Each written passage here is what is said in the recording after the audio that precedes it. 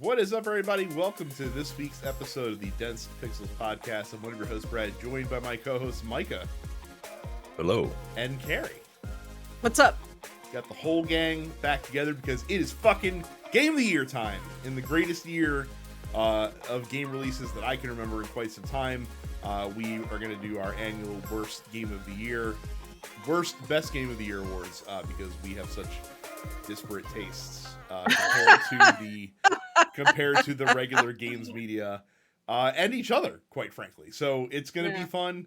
We're going to try to cobble together a podcast top 10 with a very intricate scoring system that I have developed. But we're going to get into some news before we talk about the Game of the Year content. My desire to have one fucking week in the month of December without layoffs goes unfulfilled yet again. Thanks again to the champion of layoffs this year, the Embracer Group, who laid off folks at both 3D Realms and Slipgate Ironworks. Again, lots of employees suffering the bad decisions of the Embracer Group, but no executives. Weirdly enough. Funny how that works. And then Tencent has shut down a Team Kaiju, who was developing a AAA multiplayer game that we don't really know what that is. So again, here we are, a week before Christmas, and still layoffs happening. So happy holidays, everybody. It's very sad, and very sad for those folks who it's never a good time to be laid off. It's especially worse so close to the holidays. So yeah. Moving on from there. Good, Micah. I don't know what to. Again, we're just reporting the news at this point with this stuff. It's not. We have said everything that there is to say about how shitty it is. But it's still important to know about these things, so we can yell at corporations from afar. Remember Sony's grand plan to have a dozen live service games that was then halved by internal estimates? Well, the one of the ones that was going to really get that train a rolling, The Last of Us Online, has now been officially canceled by Naughty Dog. They basically said that, long story short, once they had Bungie come in and develop it, Bungie basically said, hey, the gameplay here is fun, but it's very content light. And in order to make an amount of content that's going to be sustain this game, perpetually, because it's a live service game, this is going to be like the only thing that you guys can do, essentially, is to develop this game. And so Naughty Dog was like, oh, don't want to do that. We want to make Naughty Dog games. So they decided to pull the plug on a game that, again, I don't know that anyone was... I guess there's a lot of people out there who enjoyed like Last of Us Factions and would have liked to see a multiplayer take on The Last of Us. But for the most part, I think people just like The Last of Us for being what The Last of Us is, which is a, survival thriller, I guess. I wouldn't go as far to call it a horror game, but like a survival thriller, style. This is the video game equivalent of the Squid Game reality TV show, right? Like, you missed the point of The Last of Us. Like the point of The Last of Us isn't to just go around and kill people. It's why they're doing it. Like, it's the showing you that when push comes to shove, humanity will resort to its baser instincts and feel as if they are forced to kill people or do it for pleasure or power. Like, it's not Call of Duty, right? Like, it's not laser tag, yo. So good. I'm glad this is done, because as much as people want to jerk off The Last of Us and talk about what a brilliant piece of art it is, it's okay. It's fine. It's fine. I'm not saying it's bad. It's fine, right? I get it's a little overrated, but it's fine. A little? I'm trying to be nice, man. I'm not. I'm sick of it. I'm sick of it. I'm glad this got canceled. We don't need any more Last of Us. Leave it alone. Right, to make a an arcade style live service game, right? Like, it's just you're missing the entire point, man. So don't go around calling this franchise like high art, and then you're mad that this doesn't exist. Mike, That's it it. could have been the most artistic live service game that we've ever seen. You don't know. You don't know. Stupid. I'm just saying. We don't know Stupid. what it could have been. We don't know what it could have been. It could have been the greatest game of all time. Mike, I found your analogy of what The Last of Us is very funny because, again, like with game developers, when push comes to shove, they will resort to their base instinct and try to make something that just resorts to making the most money that they possibly can. So, yeah. The last bit of news this week before we get into the Game of the Year stuff, when we get fatigued by Hideo Kojima, stories like this are why we're fatigued by Hideo Kojima. Because, like, he talks like someone who is like has a greater sense of self-importance than he actually does, and he's pretty important in the gaming industry. And yet it's one of these situations where it's like, just when you think no one can suck Hideo Kojima's dick harder than Jeff Keighley, here comes Hideo Kojima to suck his own dick. So he says he said on Twitter that he basically, so when he decided to when he was cut loose by Konami, or he left Konami and decided to make his own game studio, which is a really logical move for someone with his cachet to do, by the way. Right. He says that peers, colleagues, and relatives all opposed this decision for him to go independent, and it didn't stop there. He says that the reason that he wanted to go independent is because creating games is living, and now it's no longer a job. It's no longer a career for me. This is just my life now. There is no retirement. Creating things is living. Apparently very few people who have succeeded in going independent from a major game production studio. He should probably talk to a lot of independent Western and European developers who've been very successful after leaving. Just fine, actually. large studios. But all his friends told him it will never work. There's no way, Hideo Kojima, that you'll be able to get games without the funding and organizational strength of a major games publisher. Forgetting the fact that he's Hideo fucking Kojima and can get unlimited funds probably from any number of investors who are curious to get into the games industry. And he says that, that way of thinking is old-fashioned. Young creators must be given freedom of choice, and this is one of the reasons why I continue to create things. I know that like Nintendo is 10 years behind the times. I didn't realize that was apparently the entire country of Japan is apparently 10 years behind the times. If Hideo Kojima thinks that going independent in the games industry is a newfangled development that we've never seen before until he decided to do it. Well, when you turn this guy into like Elon Musk, right? Which is what people are doing. Like they're turning him into Elon Musk. This is the type of stuff that you kind of get.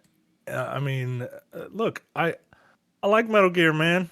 I do. Me too. I like it a lot. Me too. I really enjoy it. I really do. I enjoy its messages, its themes, its quirkiness, its gameplay. I really do enjoy it. But can we stop deifying this man, please? Please. This goes for any person walking. This goes for any person walking on this planet. Okay? Yeah. Like whenever someone deifies somebody like this, I remind them that like they got to pull their pants down and take a shit just like the rest of us. You know what I mean? Like I just it's just weird. It's weird. I understand being a fan of someone, but like I can't, I can't with some of these I can't creators, take him saying shit like this when, again, almost instantly after he formed Kojima Productions, it's announced that he has a deal with Sony to make a new game exclusive to their with Sony. Like he made that deal with Death He Stranding. had to try so hard to get that deal with Sony. Shut up. I'm pretty sure the minute that he opened shop, all he had to do was call up fucking PlayStation Studios and was like, "Hey, like, I'd love to make a game that you guys publish." They're just like, "Yeah, whatever you want." Like, done. Like, no big deal. Just how much money you need? Yeah, here's a blank check. Money you need. Right. So one guy, I remember a story. One guy, he wanted to create a movie studio, and he was like, "Okay, well, what do we call it? I don't know. Let's call it Marvel Studios and use our gigantic catalog of stuff that everyone knows in order to make this stuff." Like, yo, you're starting on third, man. like, you know come what? On, that's almost. I would say that Hideo Kojima was in a better stable position than Marvel was when they created Marvel Studios. He was, actually. He was. Like, Marvel Studios was a bit of a gamble. Right. Right? Like, in terms of, like, movie studios creating, right? Yeah. But, like, Hideo Kojima started on third, and I get it, yo. I get it. But, like, I don't even think saying he started that guy's got to take a shit is too, fair. Man. That dude was crossing the plate after a round tripper, and as soon as he stepped on home, he's like, "Man, like swinging that bat was really fucking hard." I just want everybody to know. Like, again, like I don't need, and maybe some of it's getting lost in translation. English not his first language, I get that, but just like, come on, dude. Like, yeah, because if he thinks he's a young creator, I mean, look, 60 ain't old, but 60 ain't young. You know what I mean? No. Like, come on, man. But again, like it just kind of spits in the it doesn't really spit in the face, but just like it's completely ignorant of the flourishing independent gaming scene that we've seen develop over the last decade. Like, indie games have been a thing for a long time, and it's not they're not guaranteed successes. Like, not obviously not every indie game for every one mega hit. There's probably 50 indie games that don't really do all that well. But like, let's not pretend like it's a huge gamble. If you're Hideo Kojima to go independent, it just fucking isn't. Also, you left Konami. Right. You left Konami, yo. Like, I mean, you had the clairvoyance to know that the Titanic was about to sink. And it was just like, all right, let me get out of here before this thing. Like, I didn't like these people anyway. And then just like, all right, man. I mean, I get it. But at the same time, like, let's stop deifying human beings. You can respect them, you can admire them, but let's not devote 13-minute 13-minute segment on your award show just for this one person. It's weird, man. It's weird to me. I will tell you, listeners, it is very tough out there to be an independent podcast, struggling away from all the big media brands. So we're going to do some ads real quick, and then we'll be back with our Game of the Year conversation 2023. All right, 2023, what a year in video games. And as we do this time every year, we talk about our top fives and talk about why they're the top 5 games of the year. But this time, to make a very scientific and academic way to rank the top 10 games from the Dense Pixels podcast, I've developed a scoring system that will basically lay out how the podcast collectively felt about the games that they played this year. Essentially, your first game, your number 1 choice, will get 10 points. Second place will get 6, then 4, then 2, then 1. And then we'll see which games have the most points at the end of the year. It's going to be at the end of this conversation. It's going to be kind of curious because, again, our tastes are all pretty divergent away from each other. So we might have a lot of like ties and stuff like that. I think I know what the number 1 game is going to be, but we'll see what it looks like when we get there. But Carrie, why don't you start us off with your number 5 game of 2023? Sure. This is gonna be, I guess, a little off the beaten path. Not for me. I'm calling like the post Endwalker expansion patches for Final Fantasy 14, like this story that they did that was basically Yoshi P forcing everybody to play Final Fantasy IV by playing through the main story of Final Fantasy XIV. I'm calling that my number 5. I thought it was actually written pretty well.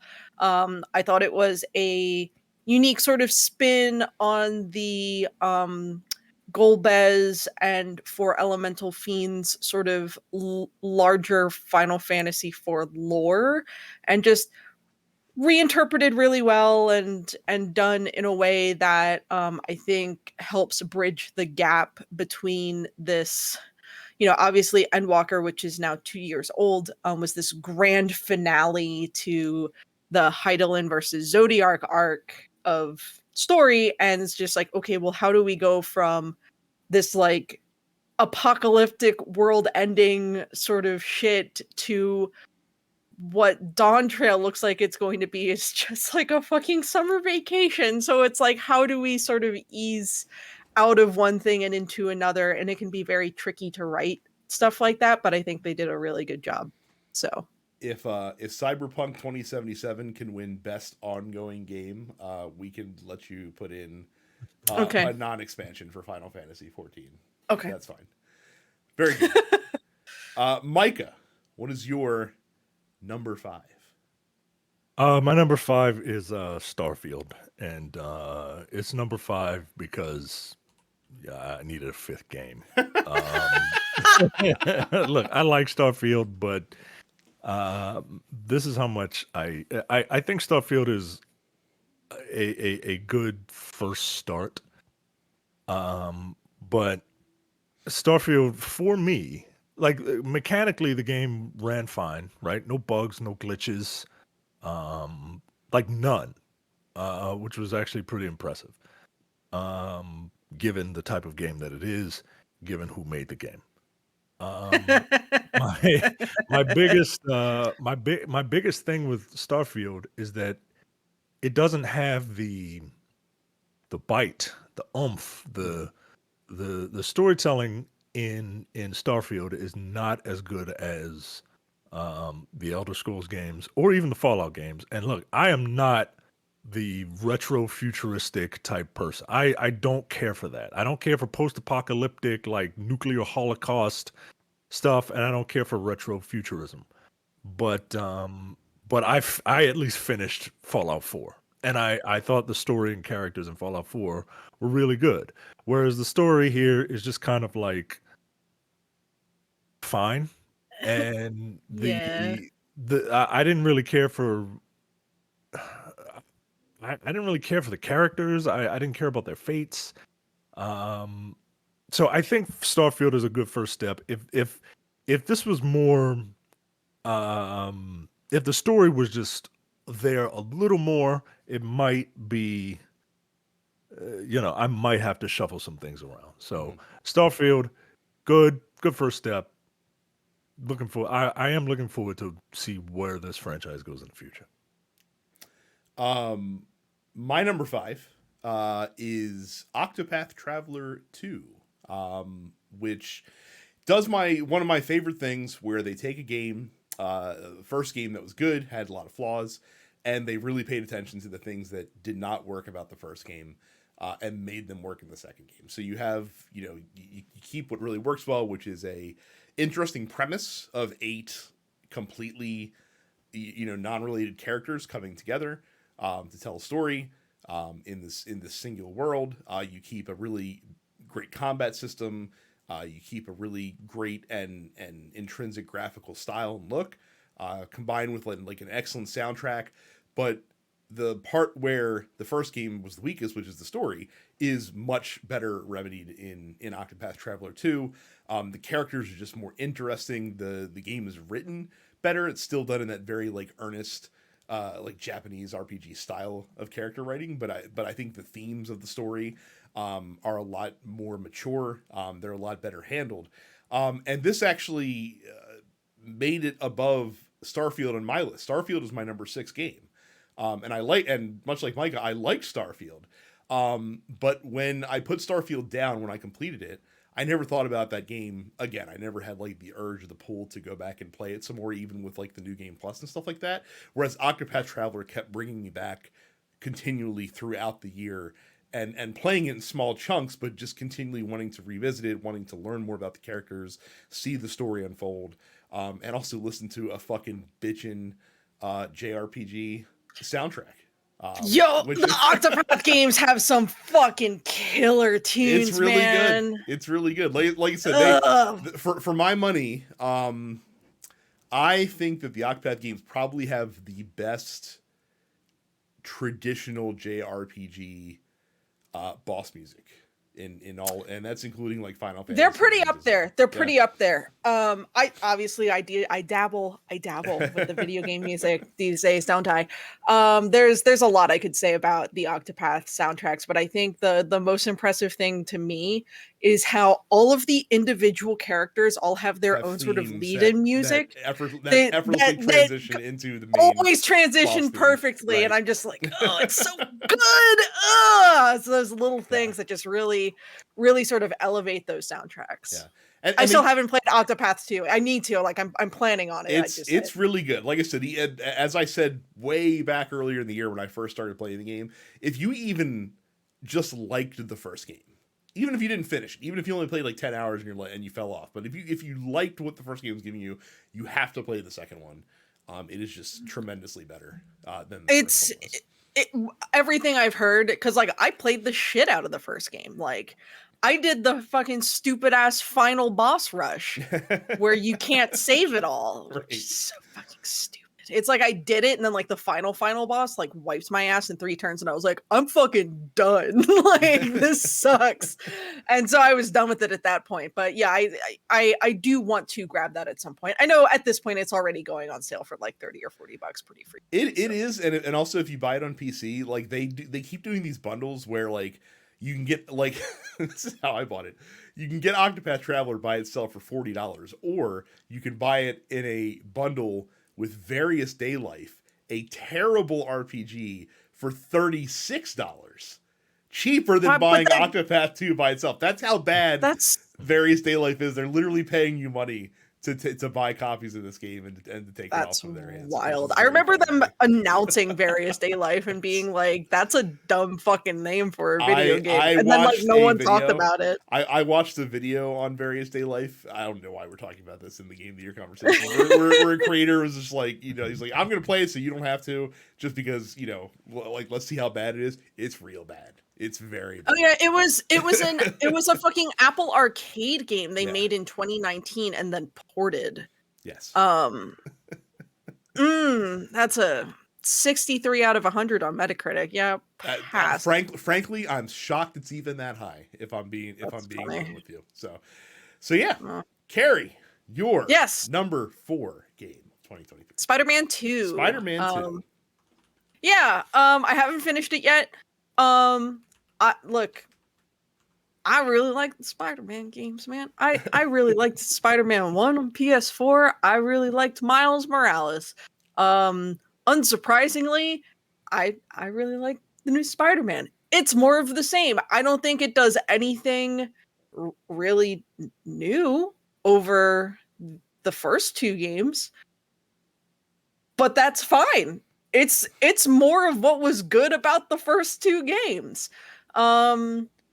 As a big fan of, Marvel and Spider-Man in particular, it's what I really like about these games is that, the writing, it's like, it's familiar, but, they're taking these sort of classic Spider-Man storylines and twisting them in a way that allows everything to still feel sort of fresh, while, remaining familiar and sort of true to the history of the character. So I'm going to finish it probably within the next couple of weeks. I was out of town for like 2.5 weeks, and obviously I couldn't bring a PlayStation 5 with me. So there's a new device on the market that you can get called a PlayStation Portal, so you can play play Spider-Man 2 on the go. Yeah, well, I played a different game on the go the entire time I was out of town, and you'll be hearing about that when we get to our number 3 spots. Excellent. Micah, your number 4 game of 2023. Maybe a bit of a shock, not a shock. I don't know. It's Baldur's Gate 3. I'm only shocked that it's that low. I thought it would be higher. Low? Yeah. The only reason it is, well, there's two reasons why it's that low. One, I haven't put as much time into it, which I hope to rectify on my vacation. And two, part of the reason I haven't put a lot of time into it is because for me, this game's really fucking hard. Like, like I know I'm not great at games, but like Jesus Christ, yo, like I'm getting my ass handed to me on like just encounters, right? And this is even on easy, right? Like I'm not fighting like you know what I perceive to be like major threats, right? I'm fighting like people on a road. You know what I mean? So A guy it's on a road can be a major threat. You don't know. apparently, apparently. You clearly haven't played enough 5th edition, Micah. Because Jesus Christ, man. But look, everything about this game, everything that I could say about this game has been said by many, many more people who have said it much better than I can. But I'll give it a try. It it it feels. I've never played a tabletop game before, uh, but this feels like a perfect, what I could assume a hybrid would be. Given the narrator, given the dice rolls, and I know a lot of RPGs just have dice rolls, you just don't see them, right? But I don't know, to see it makes me feel like I am actually role playing, which is something that most RPGs don't do or can't do, especially because now that action games have quote unquote RPG elements, which just means you can up your attack in a linear progression as you advance. You know, like that's not okay.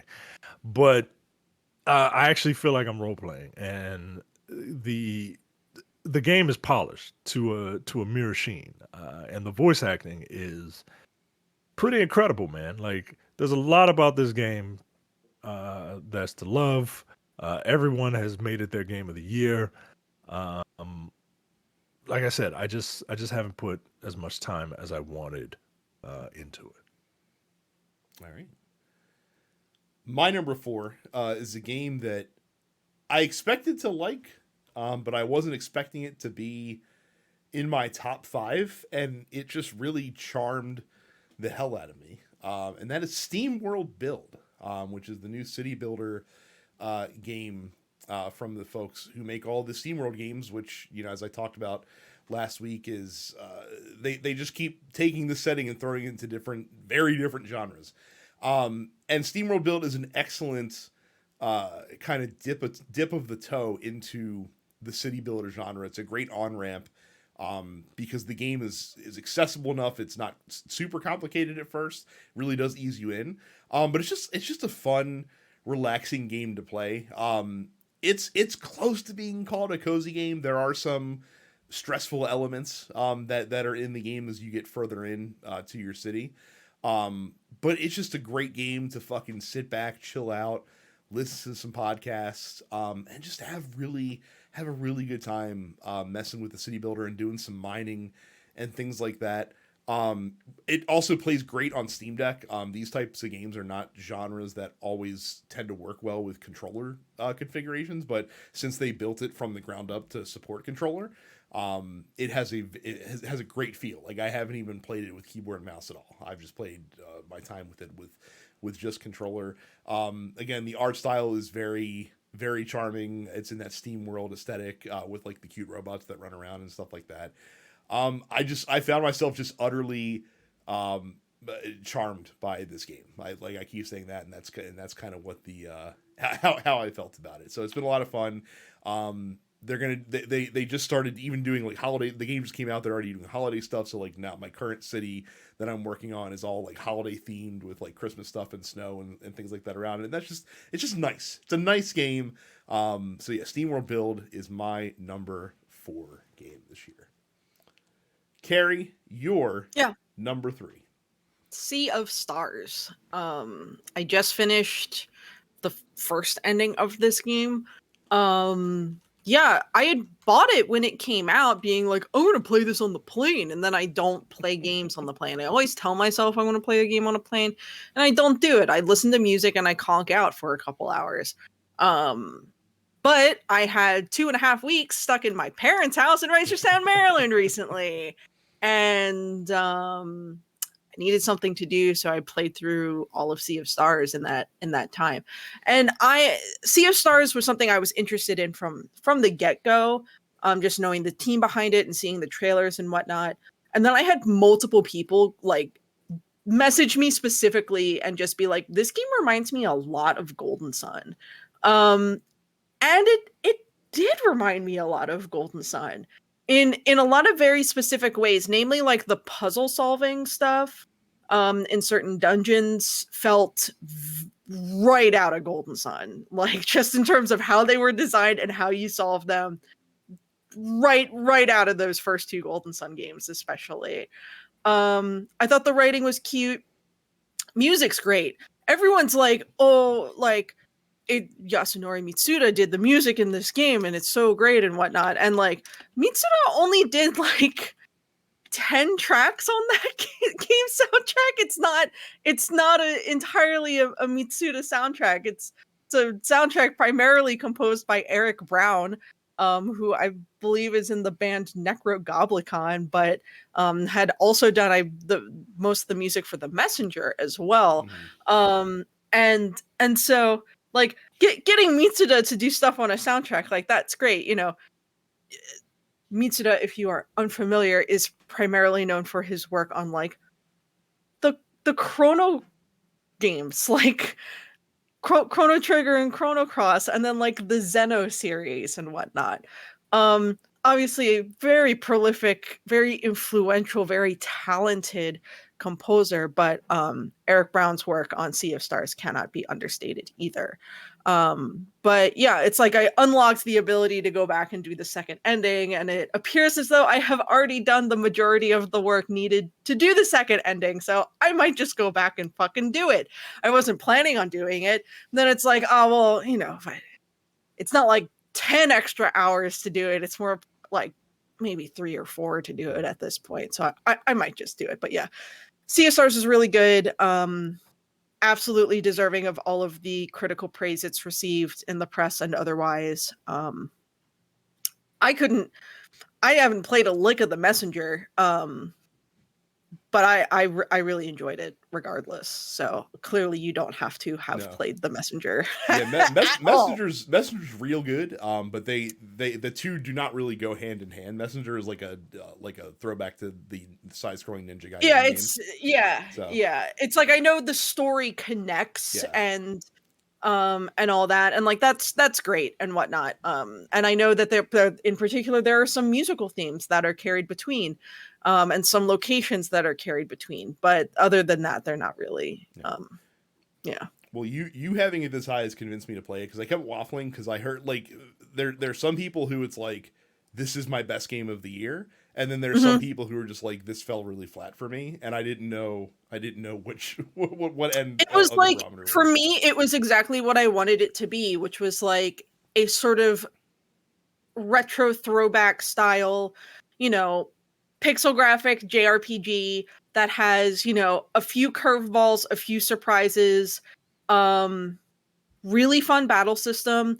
It has a battle system that reminds me of like Mario and Luigi Superstar Saga. Like, it's just people are like, oh, it's like Chrono Trigger, and I'm like, it's not like Chrono Trigger. It's like Mario, and it's like if you smashed like the battle system from Mario and Luigi and with like the overworld puzzle solving of Golden Sun, you've got Sea of Stars. So it's I've heard this game is good, and you just convinced me to buy it. So yeah. There you go. You worked on it. And here's the thing, it doesn't overstay its welcome. It took me like 25 hours to get the first ending, and again, I had done a lot of the extraneous stuff for like the second ending. That's what I like to hear. My backlog is too big right now. As it is. By the time I got that first ending, so it's like, okay, cool. Maybe it's like a 30-hour game if you want to like really do everything and get like the true full ending or something like that. So yeah, it's a perfect length too. Micah, your number 3 game of the year. Diablo 4. I like Diablo, but I'm not like one of those people that's like making their own builds, right? Like I go to Icy Veins or Fextra Life or whatever and find my, a build that I think works. But particularly season 2 of Diablo 4 really got me back into it. Like really got me back into it. And it's just a fun game. This might come off as like a bit of an insult, but it's just mindless fun. Like I can throw it on for the length of a podcast, feel like I've accomplished something, and it's just fun to play. The original story in Diablo was interesting to me. The seasonal story is not so much, but season 2 gives you all these new vampiric abilities to help augment your character. And I think it's really fun. And I'm trying. I finally got my rogue to 100, and now I'm trying a druid. Because like a druid wasn't on my list of classes to play, but season 2 is like, all right, this is fun enough that maybe I'll try it. I'm having a good time. So Diablo 4, it's the perfect game to not pay attention to. Every year, there is always a brad ass game that ends up in my top 5, and this year is no different. And this year, that game is Super Mega Baseball 4, which is again, I have waxed poetic on this show about Super Mega Baseball 3, which was my introduction to this series. Look, for my money, you can have MLB this show. Like, you can have your fucking your ultra realistic baseball sim. I want realistic baseball. Arcade baseball is it. I want simulation gameplay. Like, I want simulation elements, but I want a fun art style. I don't need to be beholden to real life players. Like, I want players with goofy ass fucking names and walk up poses and stuff like that. And Super Mega Baseball is so much fun. I am already wrapping up my 4th season. So I play 48 game seasons in the game's franchise mode. I'm already wrapping up my 4th season in SMB. Fucking fantastic franchise mode, fantastic online play. Again, another example of taking all the stuff that really worked in the last game and just expanding upon it. The new traits they added, they basically went from having like 20 traits that only like the absolute star players got assigned in SMB3 to having like 80 traits that are constantly spread across like all the players pretty much, so that every player really does feel unique in their own way, like they feel like real people. I love the different stadiums. I love, since I'm a big baseball nerd, I can identify certain things that were inspired by real life stadiums and in the architecture and how they're laid out and designed and things like that. So that part's fun. I fucking love Super Mega Baseball. I really wish, not that this developer has the bandwidth to do it because they're making this, not because Metalhead makes SMB. I would love to see other developers take this concept of being like simcade almost, like sports games, and moving that into other sports. Like I would, because again, I don't have the time or the inclination to play like real sims in sports outside of like racing, but I have all the time in the world for this. So yeah, Super Mega Baseball 4, my number 3. I fucking love this game, and I will be playing this for years and years and years until Super Mega Baseball 5 comes out. So we'll take a quick break, and then we'll be back with our number 2 and then number 1 games of the year. All right, so we are in the home stretch here. Carrie, throw it to you. Yes. What is your number 2 game of 2023? It was pretty close, but number 2 for me is The Legend of Zelda: Tears of the Kingdom. Tears of the Kingdom for me came out at a pretty solid time of the year for it to come out for me. It came out right basically as my sort of divorce process started this year. Everyone who's listened to this show knows how much of a fan of the Zelda franchise I am. I loved Breath of the Wild. And so Tears of the Kingdom was a real comfort game for me over the summer, to just sort of be able to spend time exploring Hyrule and checking out how everything had changed since Breath of the Wild. I think overall Breath of the Wild is still a better game.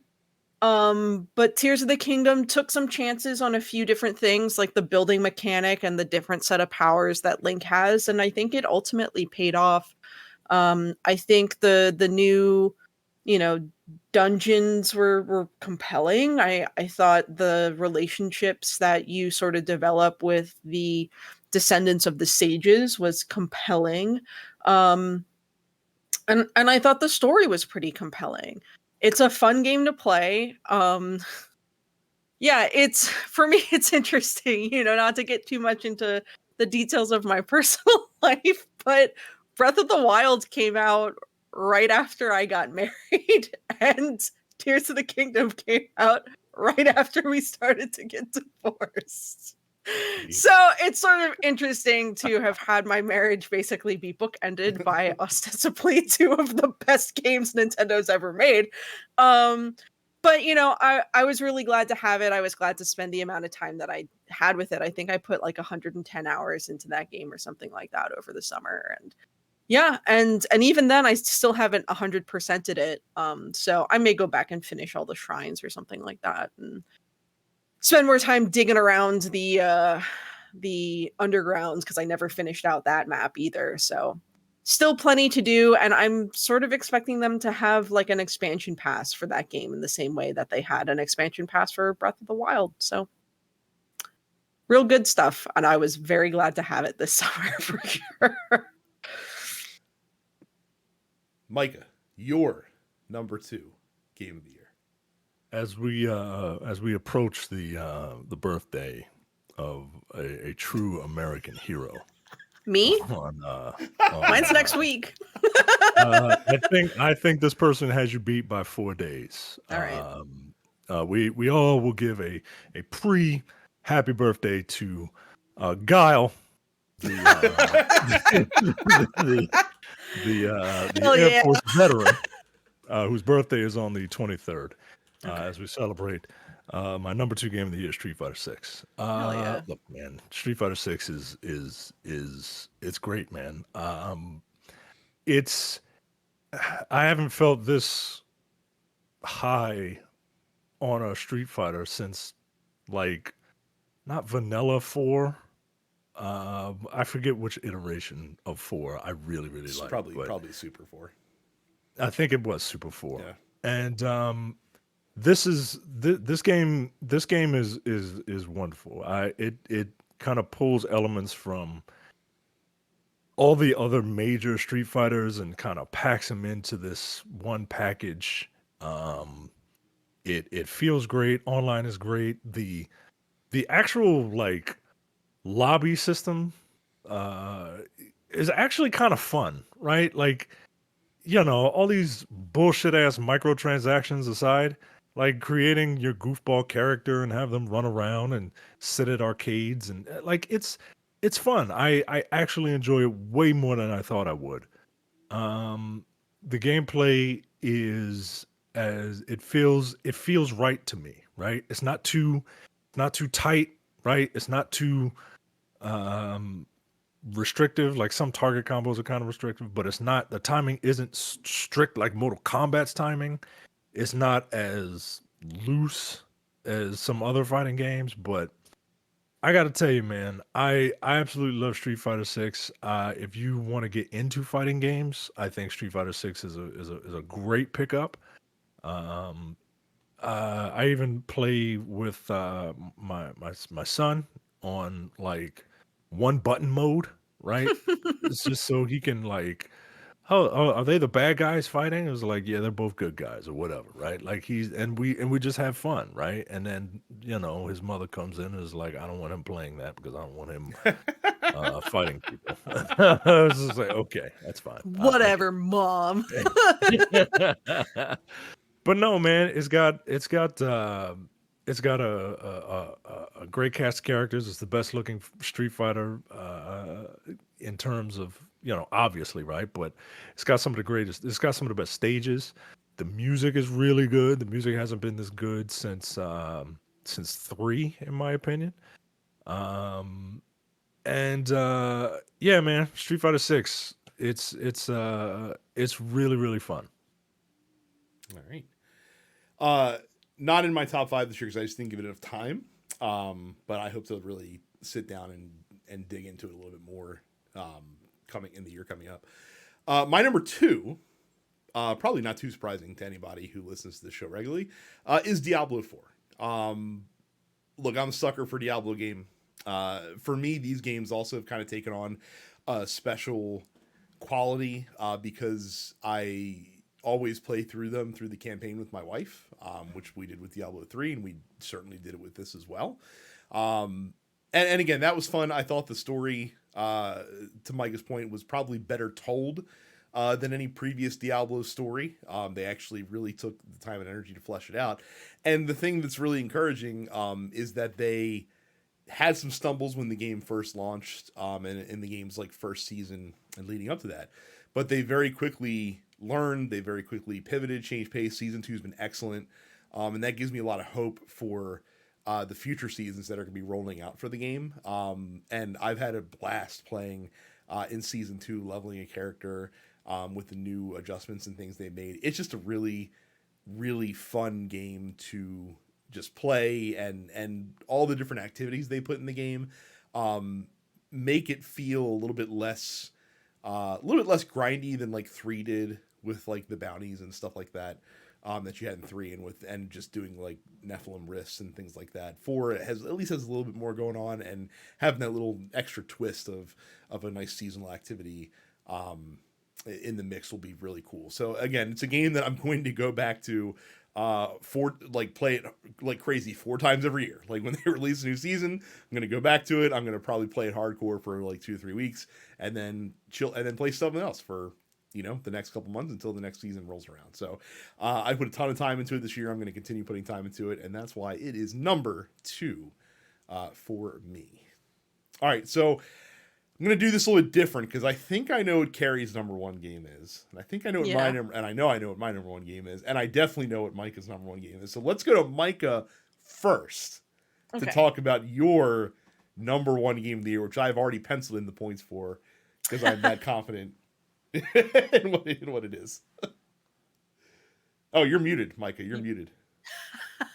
You've been listening to the show for I don't know how many years. You know how long I've been waiting for it. Yes, my number 1 game is Star Wars Jedi Survivor.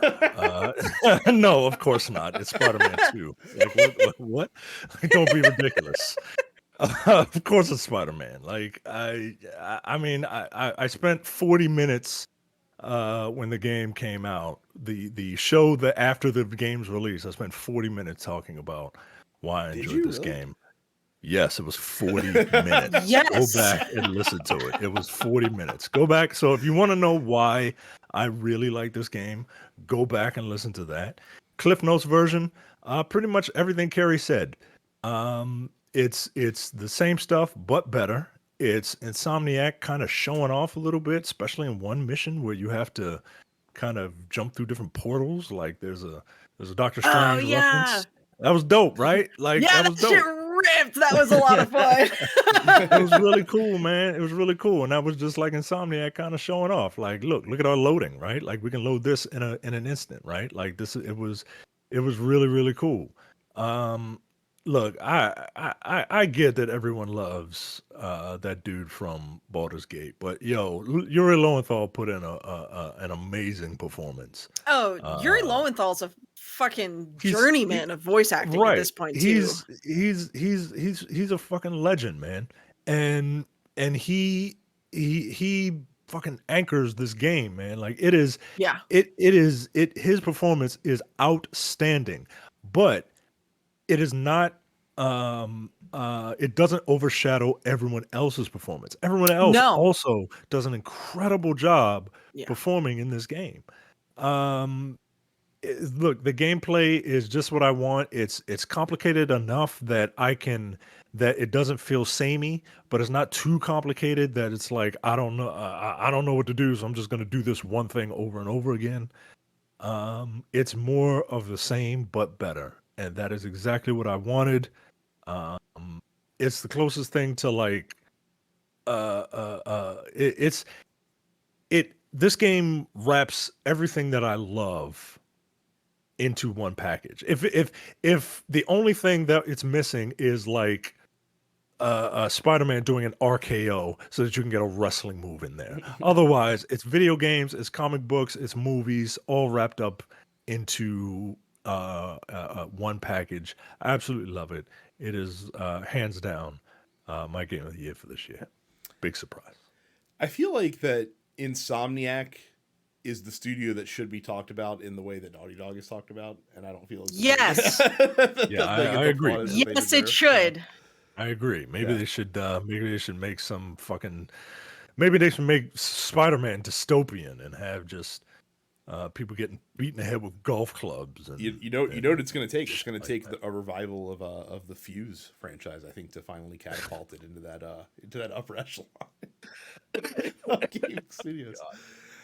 Carrie, what is your number one game of the year? Baldur's Gate 3, man. It's not even fucking that close in the grand scheme of things.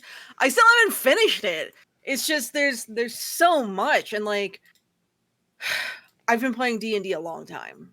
You know, the first time I played Dungeons and Dragons was at the Wizards of the Coast store at Owingsville Mall. I think I was 12.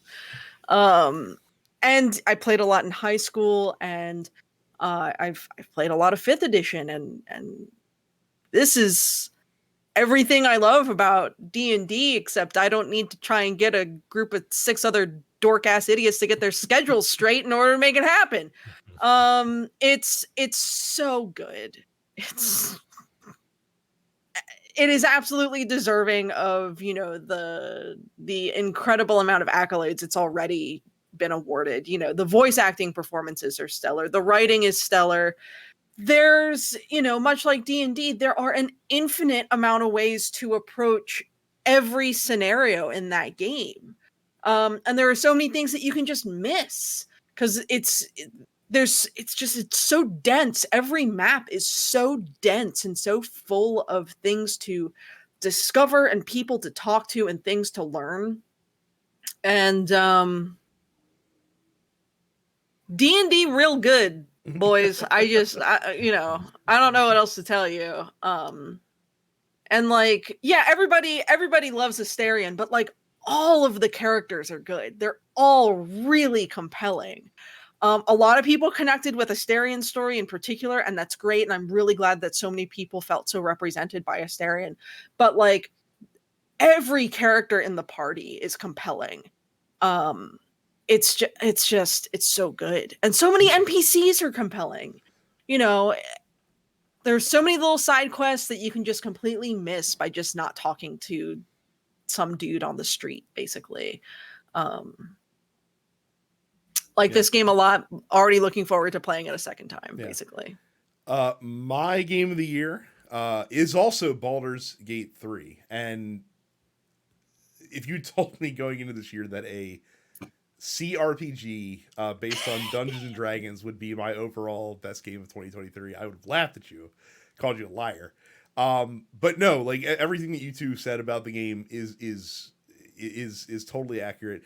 I haven't had a game that's like stuck with me as much as Baldur's Gate 3 has in a long time. Like I even now, like I haven't played the game in a couple months, and like Micah, I need to get back to it to finish it up. Like I put a good chunk of time in before, but I didn't finish the game. I've continued to think about Baldur's Gate 3 even while not playing it. Again, maybe that's because everyone fucking talks about it all the time. Who the hell knows? But it took, like, I'm not a D&D guy.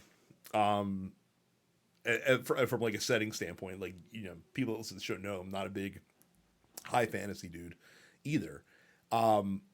So for me to care about this world, to care about these characters, to be super interested in what's going on around the characters, like what's going on around the world in general, NPCs that are just really fucking interesting and compelling and a little nerve-wracking sometimes, like that old biddy in the cafe in the woods. I don't want to get near her because I'm just like, I'm afraid that you're gonna like, I don't know what you're gonna do to me, but it's probably not gonna be good. Yeah, spoiler alert, it's not good. I can imagine.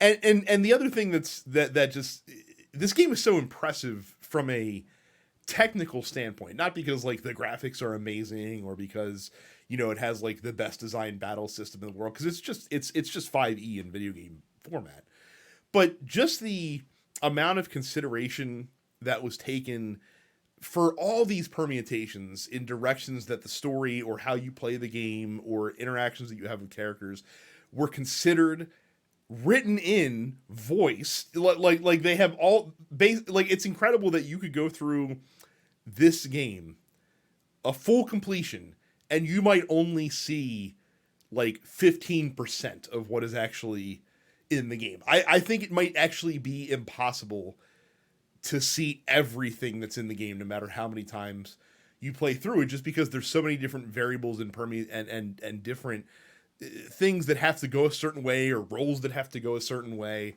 to be able to see everything that the game has to offer. It's an amazing game.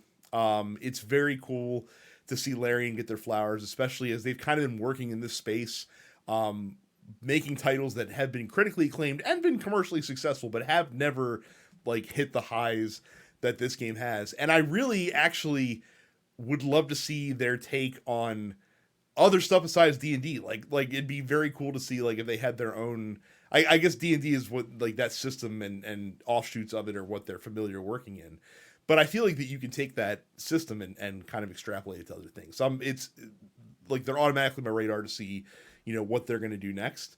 It's just an amazing game that just came out, took the world by storm. So it shouldn't be anyone surprised that it's at the top of my list, because it was pretty grand. So like pretty great game. So I said I was going to get this down to a top 10, but we only actually mentioned 11 games. We had a little bit more overlap than I was expecting. So we're just going to give them all to you. So tied for 9th.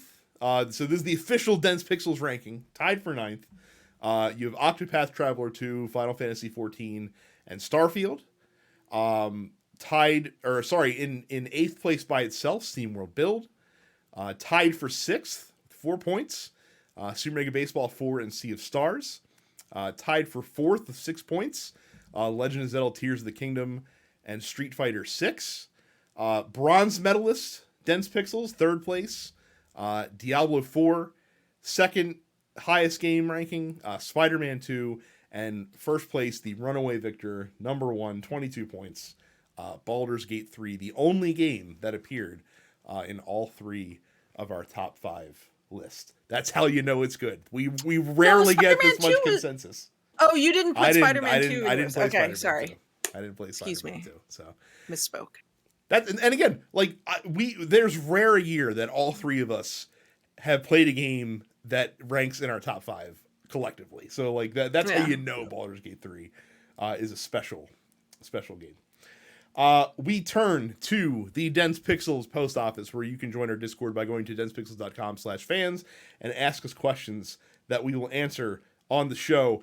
Micah, this one is for me and you from Johnny, who says Bryan Danielson is a cop. Discuss. Agreed. Yeah, I don't have much to say.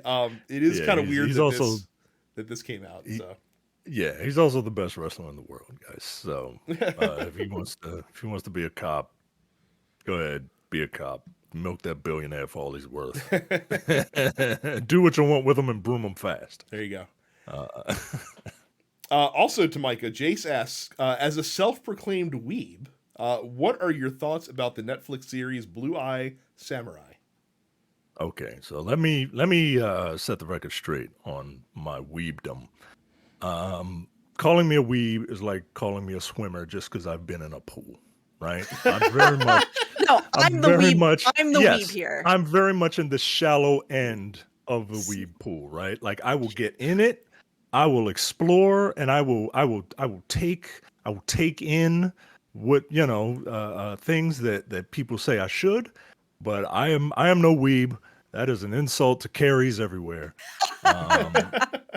But I do I'm literally appreciate going to see the new Miyazaki film tonight. I do appreciate some good anime. I'm just not into like shonen stuff, and everyone recommends shonen stuff to me, and I'm like, this is not for me. But I have been told about Blue Eye Samurai, and I did. So I watched. I saw this question in the post office, and I watched 2 episodes of it today, and I really like it. It's my type of storytelling. It's feudal Japan, right? It's beautiful animation, and it's some of the best fight choreography that I've seen in an anime, particularly. I wouldn't be surprised. It feels like someone like recorded it and then animated it. Like it's really good. Like it's super stylized, but it's believable at the same time, right? Like it's not like Dragon Ball fighting where it's just like 2 cells of animation back to back really fast, right? Like it's not that. It's actual like beautiful choreography. And it's grown. It's grown. It's adult, right? Like people die, people swear. There's titties in it. I mean, like there's titties in most anime, but like this is really good. I actually really enjoy it. Daniel has set some goals for Micah and I for this year, and he wanted to check in on their completion status. Actually, we might have set these goals ourselves. We set I these think ourselves. I think you guys set those. Oh, I didn't fuck. set one. I think mine turned into fucking survive, man. Oh like, shit! Well, get through the year. Carrie succeeded. Made it. Micah, your goal is to be proficient with Kimberly, Marissa, or Manon in Street Fighter 6. I try Manon because like I'm a little, as much as I am a weeb, I'm also a francophile, and that's to say a little bit. No, Manon is not for me. Manon is not for me. It just there's something about her grappling and momentum gameplay that just doesn't work. I did try Kimberly, and I like Kimberly.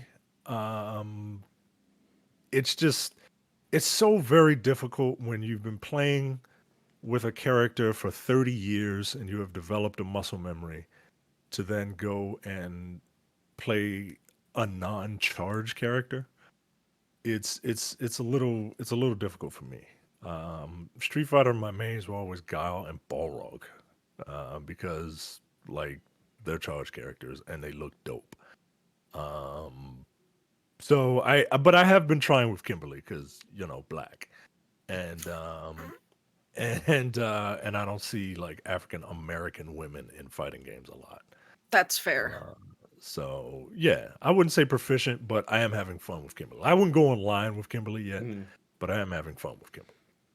My goal that I set for myself was to play any 3 single player story driven games to completion, not counting Diablo 4, which I feel like you can actually, because I didn't feel like I knew that Diablo 4 is actually going to have like a 40-hour campaign in it when I first set this goal, but I'll stick with it. I may have completed this, but I need a ruling from Carrie. Would you consider Monster Hunter Rise to be a single player story driven game?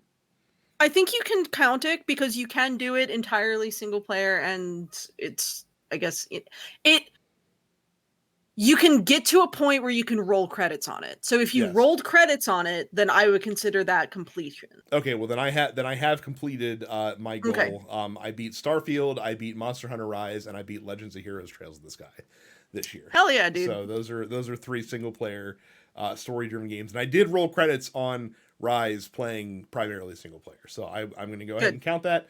And on Sunbreak too, for that matter. I also roll credits on.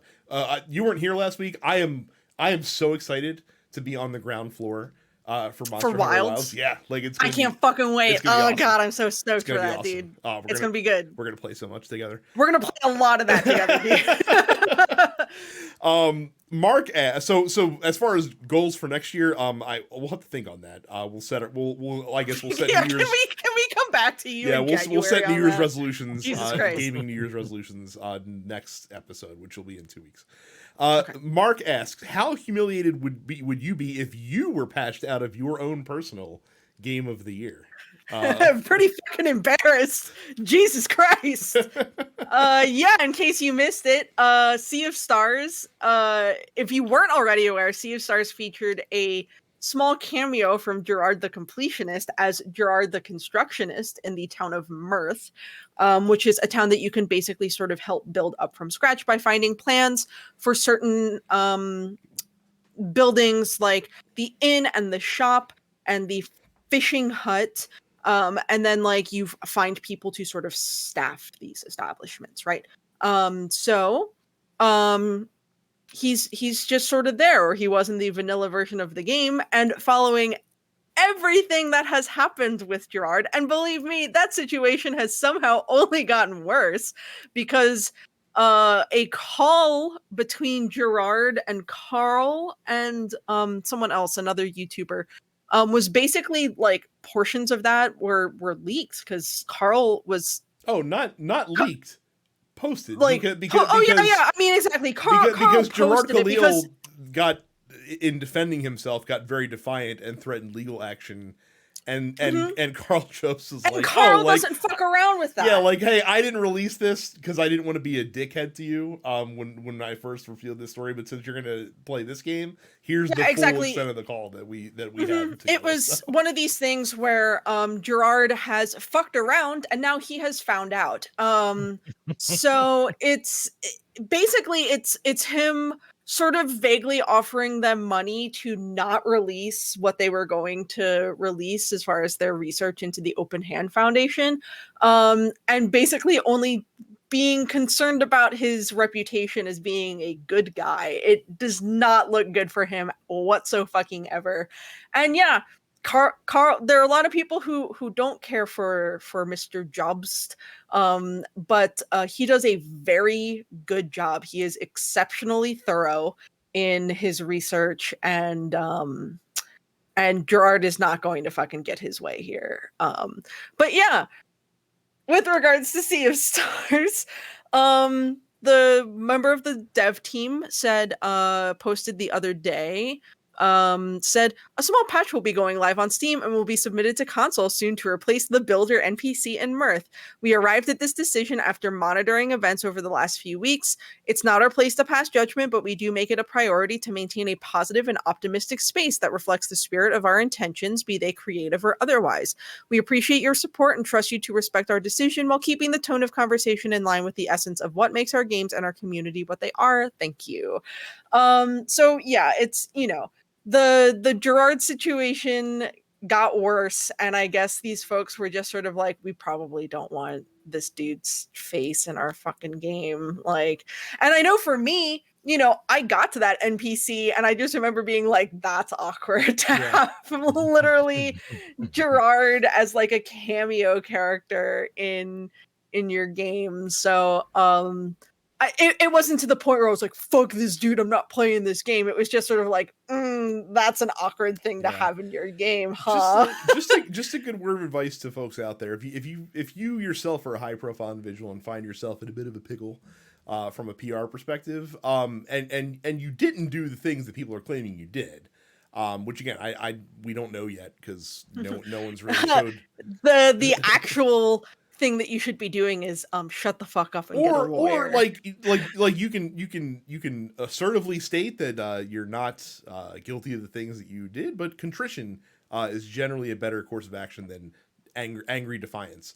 The ultimate example of this and Carrie will remember this, Micah will not. The ultimate example of angry defiance backfiring spectacularly in somebody's face was when Rafael Palmeiro was among the baseball players testifying in front of Congress, wagging his finger at a congressional committee, saying, "I did not take steroids. How dare you lump me in with this shit?" And then literally the next season popping positive. Literally, Brad. When I was getting my master's degree, I did a whole ass like semester long project, comparing the coverage of the steroid scandal to the coverage of the Black Sox scandal, 100 years prior. And that was a clip I zeroed in on pretty hard for the steroid scandal end of things. Yeah, Rafael Palmeiro can go fuck himself for that one. Yeah. But it's just that yum schadenfreude kind of stuff when you see a guy literally go in front of Congress and be like, "I did not do this," and wagging his finger and whatnot, and then it was like a week later he tested positive. It's just bro. I'll never forget. I was watching the game where he got his 3,000th career hit, which is a major milestone in Major League Baseball. And I remember watching it, and he got up from second base, and even though they were on the road, like the crowd was cheering for him, and he looked very like didn't want to celebrate real hard, like just wanted to kind of get the shot off him. Like, that's really weird that he's not like super psyched about his 3,000 hit. And literally a week later was when they announced the positive test, which means that he knew that it was coming and just and was just kind of out there running out the storm. So Cam asks, who is your choice for the new Kang the Conqueror in the Marvel universe? Yeah, they have to recast Kang now because as of today, since he was found guilty of, domestic abuse, assault, and domestic abuse, they kicked his ass out of there. So unsurprising. Who would be new Kang? I don't know, man. Terrence Howard. Frankly, you can get anyone but Terrence Howard. That'd be kind of funny though. Oh my god, that dude sucks, but that'd be funny.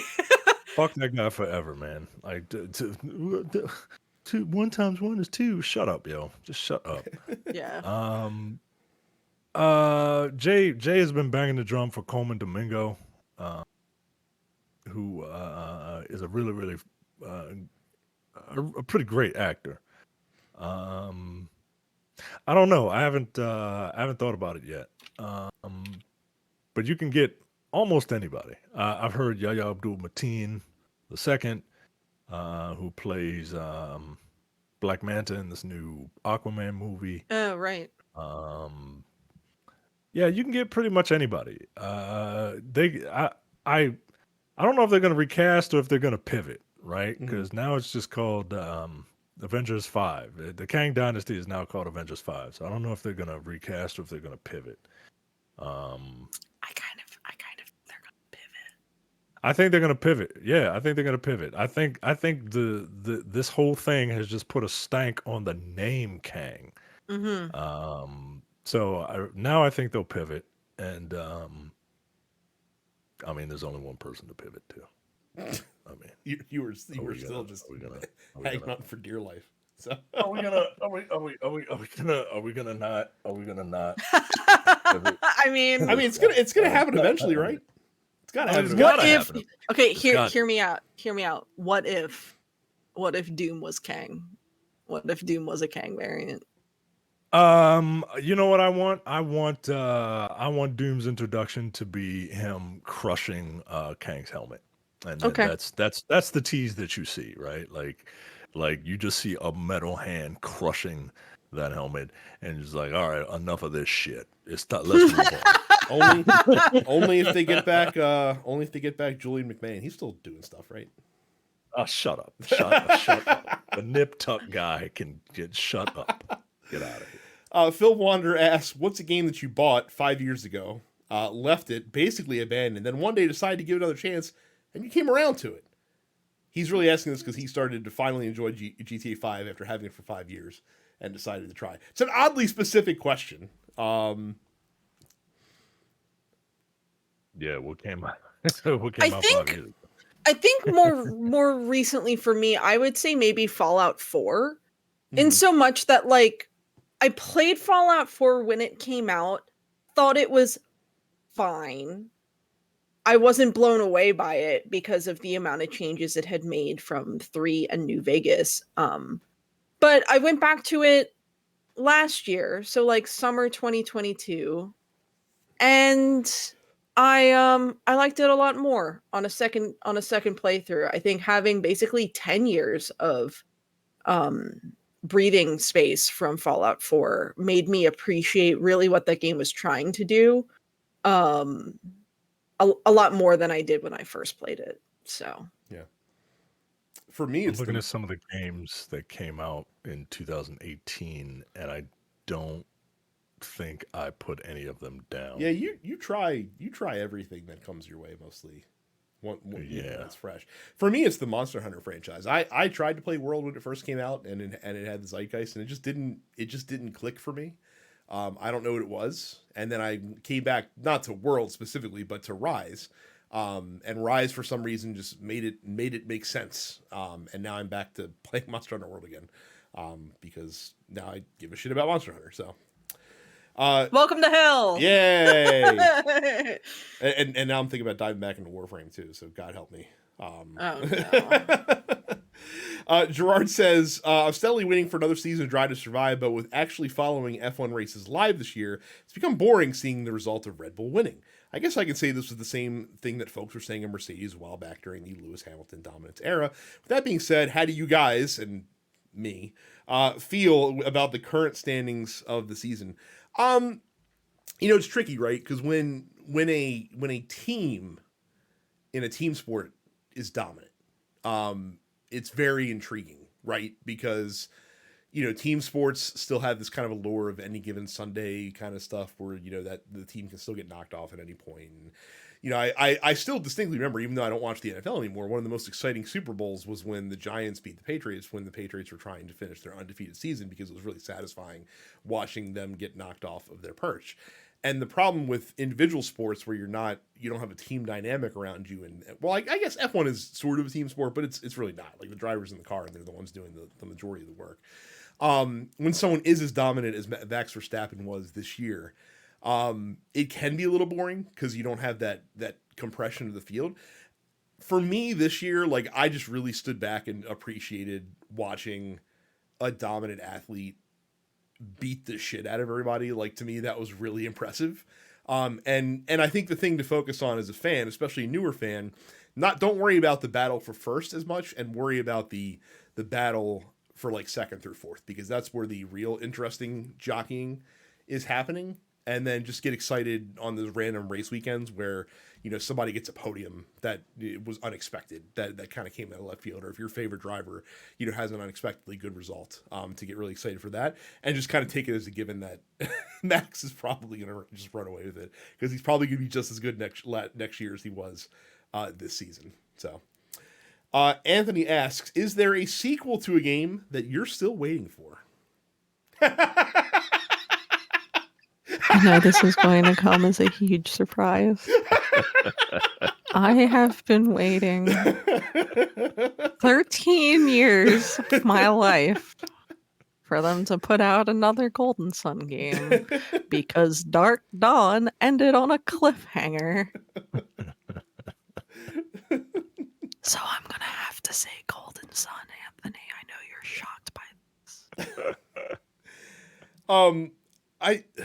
I don't think that there's a sequel that I like of a long standing game. Like, I don't know that I have a Golden Sun in my back pocket.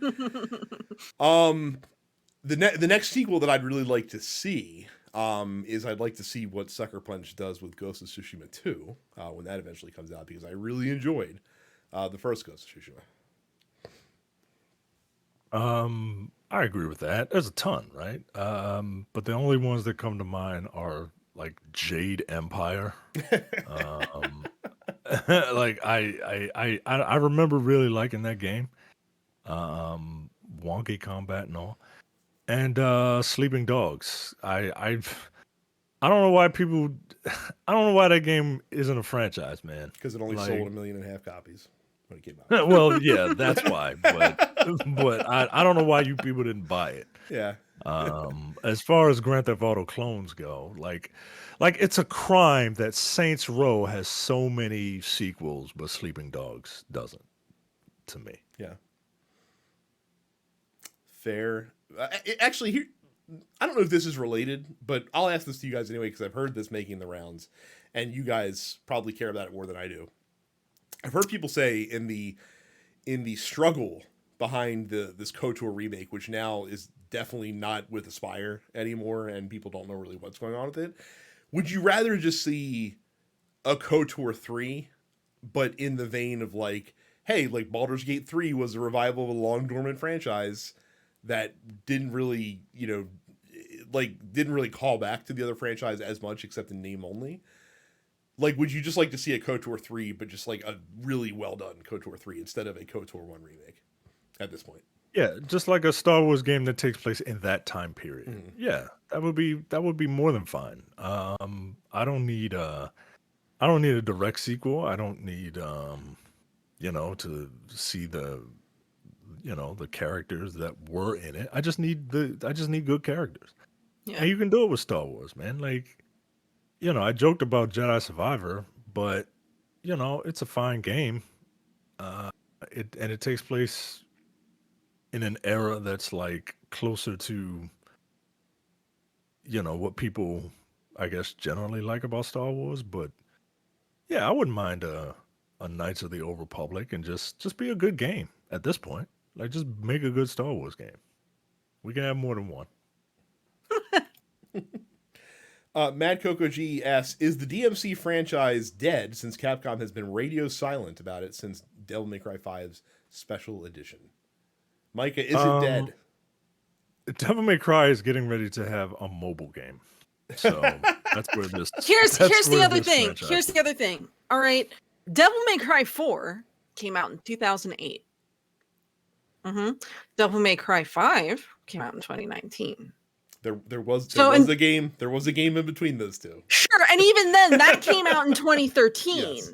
That came out in 2013. DMC Devil May Cry came out 2013. So I would say until you've had more than 11 years between mainline Devil May Cry iterations, nah, your franchise isn't dead yet, man. It's only been like 2 fucking years. Yeah. Oh, you know what? I'm going back to the previous question. Because I really want to play Bloodborne, but I really want them to come out with a fucking 4K 60 FPS version of Bloodborne before I play Bloodborne. Because I feel like it's going to happen. Yeah. But like, it just needs to fucking happen. Because I really want to check out Bloodborne, and I don't want to play the current iteration of Bloodborne. So there you go. That's my answer. Is I really want to play Bloodborne, but I want to play the best version of Bloodborne. Finally, T-Wash asks, what game has made you the most emotional? And why is it Telltale Walking Dead Season 1? That is not any of our answers. I can guarantee you. It's Ghost of Tsushima. It's the end of Ghost of Tsushima. It's literally the only time that I've been forced with a decision at the end of the game that I had to... I literally sat frozen for 5 actual minutes, wavering over the decision that I had to make at the end of the game, and still not feeling great about it. But like, what else was I going to do? Like I had to be true to myself, true to the character that I had played as during the game.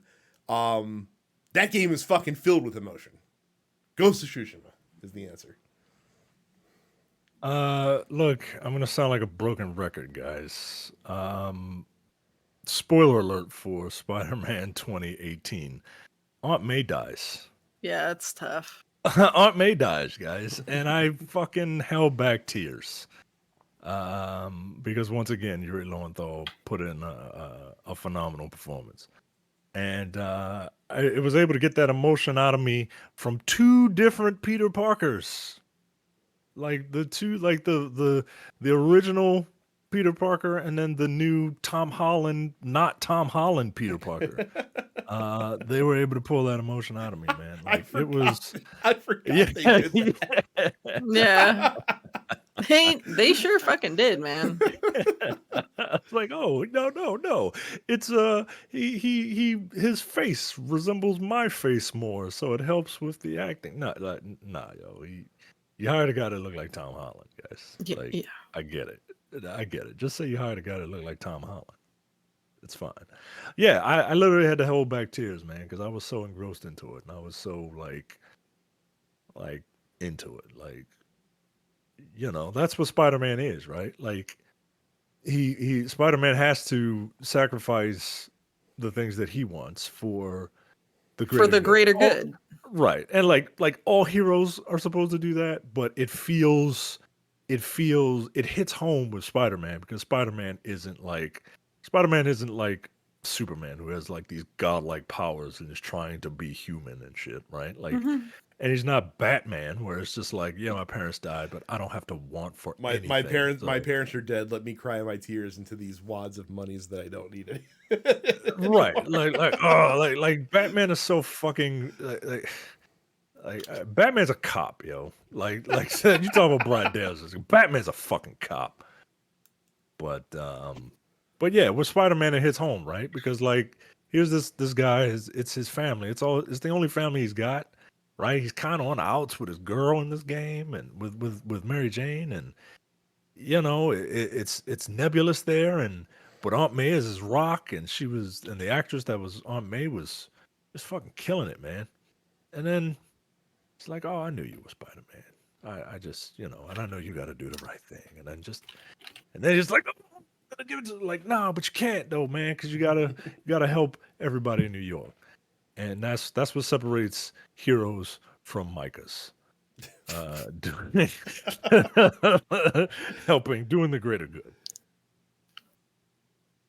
Legend of Zelda: Link's Awakening was, I think, one of the big ones for me. Was the ending of that game just fucking fucking killed me as a kid and didn't feel much better when they did the remake on Switch, man. Almost an opposite situation. It's in order to escape, I have to sacrifice this, spoiler alert for a fucking 30-year-old game. I have to end this dream world where like all of these things that seem so real and are so full of life in the grand scheme of things, it all exists within the mind of the windfish. So it's hard to let that sort of go. And again, I think to circle back, I think Ghost of Tsushima probably is the most emotional moments for me. But like the moment that made me cry the most of any video game ever, I've talked about it on the show before. I think Mike is going to be right there with me. Is when Morden sacrifices himself. Oh my god, dude. To cure the genophage, and you as Shepard. Again, even in my Renegade playthrough, like I could shoot Morden, as to try to stop him. Like I was just like, nah, dude, like you gotta do the thing. And here's the thing. What's funny is that I've played that moment both with Morden, but I've also played it because after Morden died in my Mass Effect 2 playthrough, so it was just a random Solarian scientist. Hits completely different. It largely plays out the same way, but since it's not Morden, I didn't give a shit. I was like, yeah, I'll just fucking shoot you. Like I don't even care. Like don't you dare cure the genophage. Let all these Krogans just fucking die off. God damn it, we don't need them populating the galaxy again. And I didn't give a shit. But man, the first time I played it when like Morden sacrificed himself, dude, I had tears streaming down my face. Yeah, man. Oh, Jesus Christ. Yeah. So it might be time for another trilogy playthrough, man. I agree. Might be time. So that's it for the Post Office. It's a good old supersized episode for you guys today with Game of the Year talk, which is good because we're off next week. It is of course Christmas. So we will be off next week. So we will see you in 2024. Again, do not forget to join the Discord by going to densepixels.com/fans. Subscribe to our YouTube channel. We post the podcast in their video format every week. Check out all the TNP Studio shows. Premium membership is a great Christmas gift for yourself. Just $5 a month or $50 for the whole year. densepixels.com/premium to get access to the premium content. And when you get that Christmas money and you go to Amazon, you can help support the show financially by using our Amazon link, densepixels.com/Amazon. If you want to support, if you want to support me personally, I had an album come out last week with my band Premium Vintage. It's a Hades album. I know you dork ass idiots love Hades. We did a really good Hades album. Premiumvintage.bandcamp.com. Check it out. There you go. It's real good. There you go. So that is it for us. Put a bow on 2023. We will see you all in 2024. Thank you very much for listening and watching, and we will catch you all the next time. See ya. See ya. You're watching the Dense Pixels YouTube channel. Click the subscribe button while you're here, and make sure you check out our weekly podcast where we discuss the latest gaming news and our impressions on what games we've been playing.